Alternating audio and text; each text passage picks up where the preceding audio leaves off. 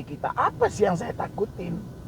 Apa yang saya cemasin? Bukankah ini semua terjadi atas dasar kesadaran saya sendiri? Saya yang ceroboh, karena banyak pertanyaan demi pertanyaan yang seperti itu, yaudah saya bikin gitu loh. Ya, drama apa lagi ini yang sedang Anda mainkan?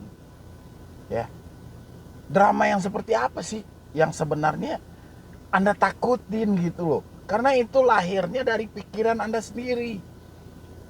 Ya, seperti saya bilangin tadi, utang 700.000 lah utang Anda. Taruhlah Anda mau bayar 1.200.000, utang 700.000 pokoknya nih. Anda harus bayar 1.200.000, berarti 500.000 bunganya. Tapi pemikiran Anda menghayal Anda ngutang ratusan juta. Aset Anda mau ditarik, Anda mau didatangi ke rumah. Habis itu Anda mau diproses ke jalur hukum. Berapa banyak itu ancaman demi ancaman yang ada dalam pikiran Anda. Padahal faktanya nggak seperti itu. Perjalanannya nggak seperti itu. Tapi dari pikiran Anda itu memunculkan drama-drama yang tidak seharusnya ini terjadi. Ini loh yang saya sampaikan kepada teman-teman semuanya. Sebenarnya rasa takut itu dalam diri Anda, bukan sama masalah Anda. Ya. Kalau masalah Anda kan saya bilangin 700.000, bayarnya 1.200.000. Tapi diri Anda menghayal, diri Anda membayangkan Anda berada di penjara gara-gara hal ini. Anda diproses hukum gara-gara hal ini. Ya. Padahal saya setiap saat menerangkan, mana mungkin pinjol memproses Anda ke jalur hukum, sementara untuk rugi ratusan ribu aja mereka tidak mau. Apalagi harus mengeluarkan uang jutaan. Di sini loh, sulitnya di situ. Ya. Jadi seakan di sini saya mencoba untuk memberikan edukasi ataupun motivasi sama Anda. Itu rasanya sia-sia. Saya itu dikalahkan oleh drama debetur yang baru gagal bayar. Ya, rasa takut mereka dapat informasi entah dari mana, saya tidak tahu.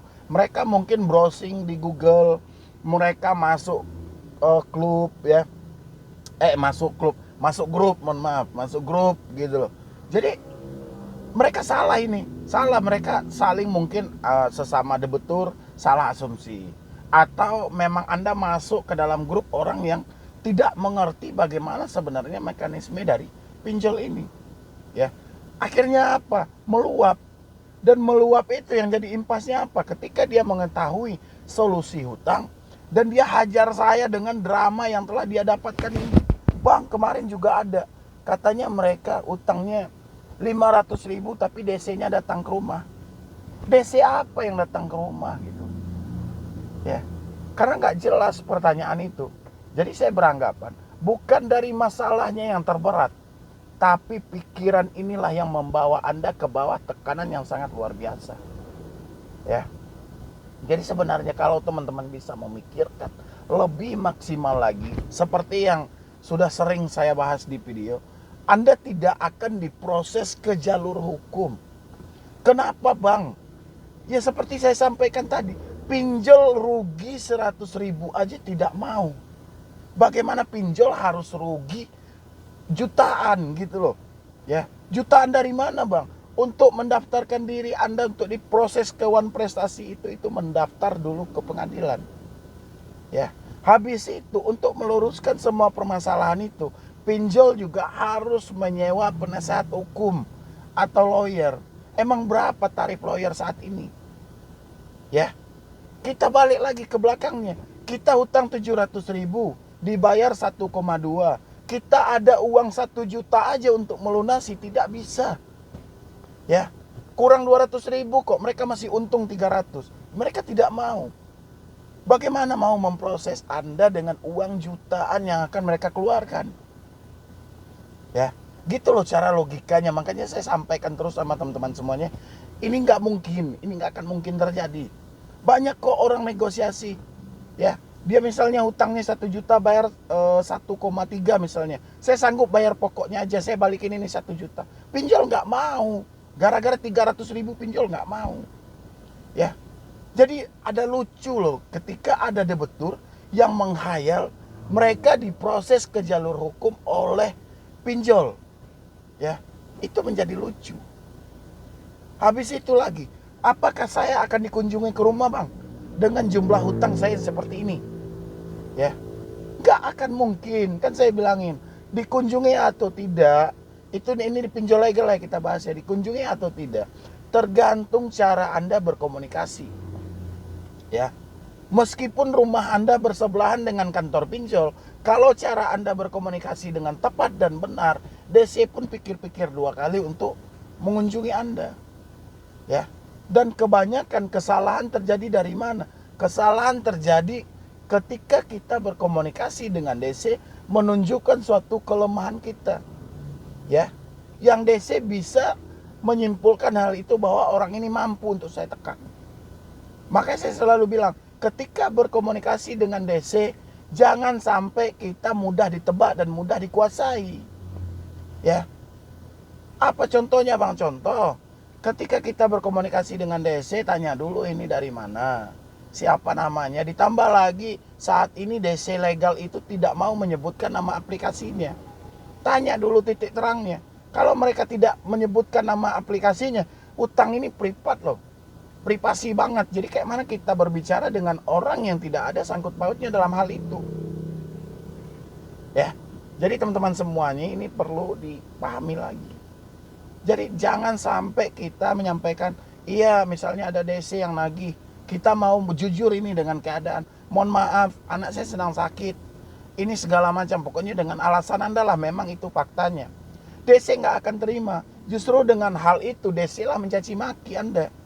Saya nggak peduli mau anak Anda sakit, mau anak Anda mati, itu kata DC kan, yang penting hutang Anda bayar.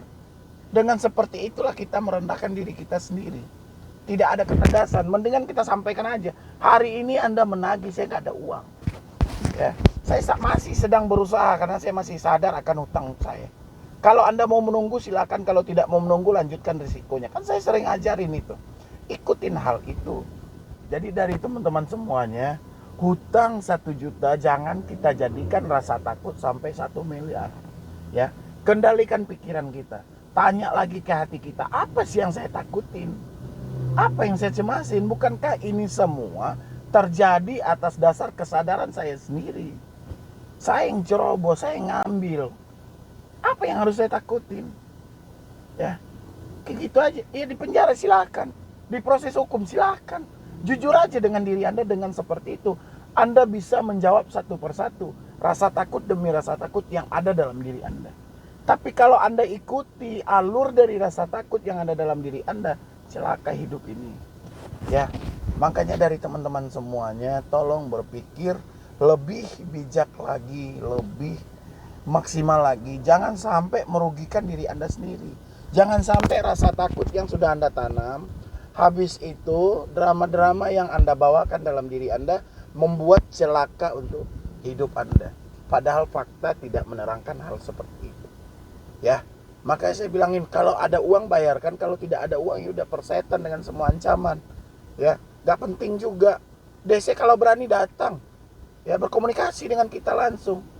Kalau cuman ancam-ancam begini semua orang juga bisa kok. Hampir semua orang diancam juga seperti itu. Jadi bukan Anda aja.